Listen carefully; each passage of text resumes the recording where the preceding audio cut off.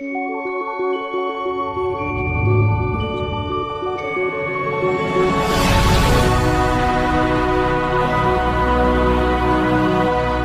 छत पर टहल रहे थे। छत पर हल्की ठंडक हो गई थी। दोनों की आंखों में अभी नींद नहीं थी। तनु ने फिर टहलते हुए शिल्पा से पूछा, तुम्हारे दादाजी कहाँ हैं अभी?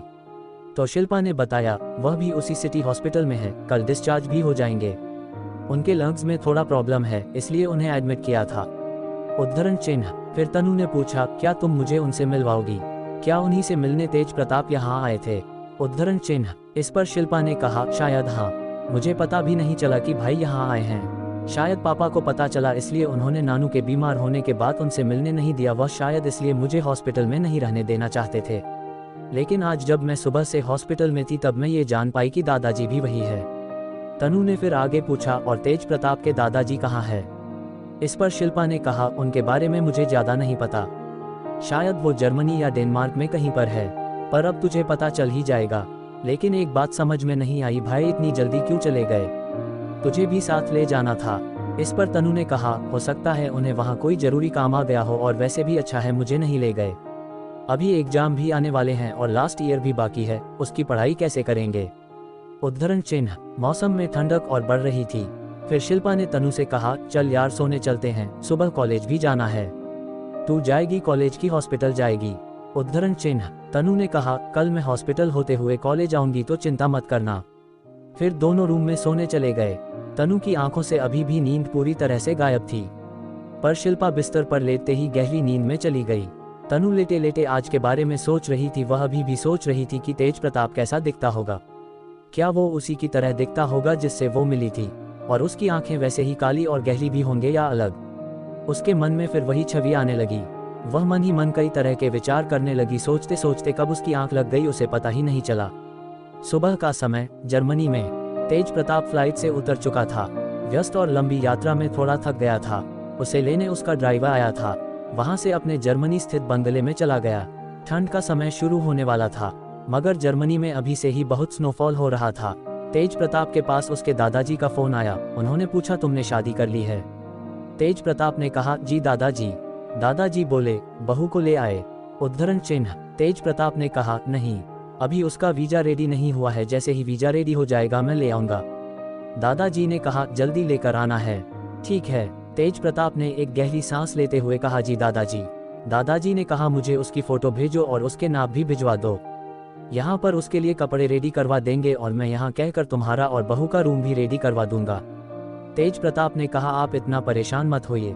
दादाजी ने कहा, कितने समय बाद तुमने मेरी बात मानी है और उस घटिया औरत को छोड़कर अपनी जिंदगी में आगे बढ़े और शादी कर ली है। अच्छा ही हुआ तुम उसे भूल गए और एक नई राह पर चल पड़े हो। तेज प्रताप ने कुछ नहीं कहा। उसने अपने मन में कहा, सब मैंने आप ही के लिए किया, बस सब कुछ अच्छा हो। उद्धरण चिन्ह। तेज प्रताप ने मन में कहा, दादाजी मुझे माफ करिएगा, शायद 1 साल के बाद मैं यह शादी तोड़ दूंगा, क्योंकि मैं शादी के बंधन में नहीं रहना चाहता। मैं अपने आप को जानता हूँ, शायद मैं उसे भूल नहीं पाऊंगा और एक लड़की को पत्नी होने का हक कभी नहीं दे पाऊंगा। मैं किसी की जिंदगी बर्बाद नहीं करना चाहता, इसलिए मैं यह शादी तोड़ दूंगा। आप चाहते थे, इसलिए मैंने शादी कर ली है। दादाजी ने फोन रख दिया। तेज प्रताप फिर गहरी सोच में डूब गया। कुछ देर बाद उठा, नाश्ता किया और अपने ऑफिस की तरफ निकल गया। उधर शिल्पा के घर। शिल्पा जल्दी उठकर नाश्ता बनाने में जुट गई थी। उसने नहा धो भी लिया था। वह तनु को 2-3 बार उठाकर आई, मगर वह बेधड़क सोई हुई थी। इतनी बार उठाने के बाद भी नहीं उठी थी। शिल्पा को बहुत गुस्सा आ रहा था। 8 बजे बजने वाला था। उसे कॉलेज जल्दी जाना था और कॉलेज जाने के पहले तनु को हॉस्पिटल भी छोड़ना था। उसने गुस्से के मारे जग में पानी लिया और तनु की तरफ आई। पहले तो उसने सोचा पूरा जग उठाकर पानी का डाल देती हूँ, बहुत तमाशा कर लिया इसने, इतना उठाने पर भी नहीं उठी। पर फिर बिस्तर गीला हो जाएगा सोचकर उसे हाथ में ढेर सारा पानी लिया और सीधा तनु के मुंह में डाल दिया। तनु अचानक हड़बड़ा कर उठी, जोर से चिल्लाई, बचाओ, बारिश हो रही है। फिर हड़बड़ी में उठकर उसने शिल्पा को देखा। वह गुस्से में उसे ही घूर रही थी। उसे देखकर तनु बोली, क्या बहुत देर हो गई है? मैं देर तक सोते रही। शिल्पा बोली, नहीं, तू तो एक ही बार उठाने में उठ गई।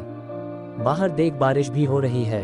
उद्धरण चिन्ह। तनु से आंख चुराते हुए उठी और बोली, बस 5 मिनट लगेगा, मैं अभी रेडी होकर आती हूँ। उद्धरण चिन्ह। शिल्पा बोली, अब तो टाइम ही कहाँ छोड़ा है, जा जल्दी नहा कर आ, नाश्ता भी रेडी है।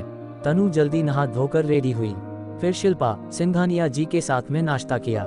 केयरटेकर को शांति जी को खिलाने का बोलकर शिल्पा तनु के साथ हॉस्पिटल की तरफ निकल गई। तनु शिल्पा से बोली, सॉरी यार मेरी वजह से थोड़ी देर हो गई। शिल्पा झल्लाते हुए तनु से बोली, तेरी एक दिन की आदत थोड़ी ना है, कल ही तुझे समझाया था, अब जल्दी उठना सीख। पर नहीं, तुझे तो कोई फर्क ही नहीं पड़ता है, मेरा भाई बहुत परेशान रहेगा तुझसे। उद्धरण चिन्ह। तनु ने कुछ नहीं कहा, वह सीधा शिल्पा को देखते हुए हॉस्पिटल की तरफ निकल गई। हॉस्पिटल पहुंचकर उसने देखा डॉक्टर प्रशांत जी के रूम के बाहर बहुत चिंता में दिखाई दे रहे थे। अरुण उनसे बात कर रहा था। तनु को देखकर अरुण डॉक्टर को शांत रहने का इशारा किया। तनु ये देखकर थोड़ा हैरान हुई। वह तेज कदमों से चलकर आई और घबराती हुई आवाज में डॉक्टर से पूछा, सर क्या हुआ, क्या कोई प्रॉब्लम है? इस पर डॉक्टर ने कहा, हाँ थोड़ा प्रॉब्लम है, हम अपनी तरफ से पूरी कोशिश कर रहे हैं। वह तो प्रशांत जी के कमरे में वापस चले गए। तनु डॉक्टर को प्रशांत जी के कमरे में सीरियसली जाते देखकर अरुण के पास आई और पूछा, अरुण क्या हुआ, क्या कोई सीरियस प्रॉब्लम है? उद्धरण चिन्ह। अरुण ने कहा, प्रशांत सर की सांसें अचानक ही उखड़ने लगी है, डॉक्टर अपनी पूरी कोशिश कर रहे हैं। उद्धरण चिन्ह। ये सुनकर तनु की आंखों से आंसू गिरने लगे। वह घबराते हुए अरुण से बोली, सीरियस प्रॉब्लम थी और तुमने मुझे बुलाया भी नहीं। मैंने तुम्हें कहा था फिर कोई भी प्रॉब्लम हो मुझे बुला लेना। मैंने तुम पर भरोसा करके यहाँ रहने दिया, पर तुमने मुझे बुलाया क्यों नहीं? अरुण ने कहा, तुम घबराओ मत, सब कुछ ठीक हो जाएगा। मैं अपनी तरफ से पूरी कोशिश कर रहा था और डॉक्टर भी पूरी कोशिश कर रहे हैं। तनु बार बार डॉक्टर और नर्स को अंदर बाहर जाते देख रही थी। अचानक एक नर्स वहां पर दौड़ी आई और डॉक्टर से कहा, डॉक्टर साहब जल्दी चलिए, इनकी वाइफ की तबीयत भी अचानक खराब होने लगी है, उनकी सांसें भी उखड़ने लगी हैं। डॉक्टर परेशान हो गए। उन्होंने अरुण से कहा, हमें तुरंत एक सीनियर डॉक्टर को भी बुलवाना पड़ेगा, और फिर वह किसी को फोन लगाने लगे। उद्धरण चिन्ह। दोनों रूम में डॉक्टर पूरी मुस्तैदी से लगे हुए थे। वह अपनी तरफ से पूरी कोशिश कर रहे थे, परंतु प्रशांत जी की तबीयत अचानक से बिगड़ती जा रही थी। मिताली जी के सिर में खून के थक्के जमने लगे थे, जिससे उनके दिमाग में ऑक्सीजन की कमी होने लगी थी और उन्हें हल्के अटैक आने लगे थे। सीनियर डॉक्टर भी आ चुके थे और दोनों जगह पेशेंट को देख रहे थे। दोनों की तबीयत बिगड़ती जा रही थी। तनु के आंसू थमने बंद नहीं हो रहे थे। उसे अपनी हालत पर बहुत रोना आ रहा था। उधर मोहित को किसी ने कुछ भी नहीं बताया था। वह बेसब्री से दीदी की रास्ता देख रहा था। अरुण से तनु की हालत देखी नहीं जा रही थी। वह लगातार रोए जा रही थी। उसे देख अरुण ने कहा, तुम परेशान मत हो, तुम मोहित के पास जाओ और थोड़ा उसके पास बैठो, तुम्हें अच्छा लगेगा। मैं यहाँ का संभाल लूंगा। हाँ, लेकिन अचानक क्या हो गया, कुछ समझ में नहीं आ रहा है। उद्धरण चिन्ह। उधर तनु को जैसे कुछ समझ ही नहीं आ रहा था। वह बहुत परेशान हो रही थी। वह भगवान को याद करके दोनों हाथ जोड़कर मन ही मन प्रार्थना करने लगी। उसकी आंखों से आंसू जैसे गंगा जमुना के समान बरस रहे थे। तभी एक डॉक्टर ने आकर तनु से कहा, आई एम वेरी सॉरी, हम मिस्टर प्रशांत को बचा नहीं सके। प्रशांत जी नहीं रहे। अब तो तनु का रो रो कर बुरा हाल हो गया। तनु को कुछ समझ में नहीं आ रहा था, वह क्या करें। उसके पापा, जिससे वह सबसे ज्यादा प्यार करती थी, अब इस दुनिया में नहीं थे, उसे छोड़कर चले गए थे। अरुण ने फौरन तेज प्रताप को फोन लगाया और वहां की सारी स्थिति की जानकारी दी। तेज प्रताप, जो उस समय किसी महत्वपूर्ण मीटिंग में बैठा हुआ था, उसने तुरंत अपनी मीटिंग को वहीं रोकी और एक प्राइवेट जेट को रेडी होने बोल वह फौरन अपना बैग लेकर प्राइवेट जेट की तरफ चला गया। कुछ ही समय में उसने इंडिया की तरफ उड़ान भर दी। तेज प्रताप ने अपने मन में सोचा, तुमसे मैं जितना दूर जाना चाहता हूँ, परिस्थितियां मुझे उतना ही पास लेकर आ रही हैं, लेकिन पता नहीं तुम किन हालात में होगी। मुझे तुम्हारी चिंता भी हो रही है।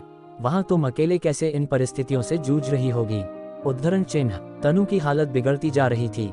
उसे अपना कुछ भी ध्यान नहीं था। उसकी आंखों से आंसू बहते देख अरुण को समझ में नहीं आ रहा था कि वह उसे कैसे संभाले। उसके पास शिल्पा का नंबर भी नहीं था कि वह उसे फोन करके बुला ले। उसने तेज प्रताप को फोन लगाया और तनुजा की हालत के बारे में बताया। तेज प्रताप ने कहा, नाना जी के पास जाओ और उनसे शिल्पा का नंबर लेकर फौरन शिल्पा को वहां बुलाओ, उससे कहना वह तनुजा के पास रहेगी, उसके पास कोई भी नहीं है। अरुण ने कहा, ठीक है सर। उद्धरण चिन्ह। हेलो दोस्तों, आगे जानने के लिए जुड़े रहिए पॉकेट एफएम से और पढ़िए contract marriage I melt with you का अगला चैप्टर।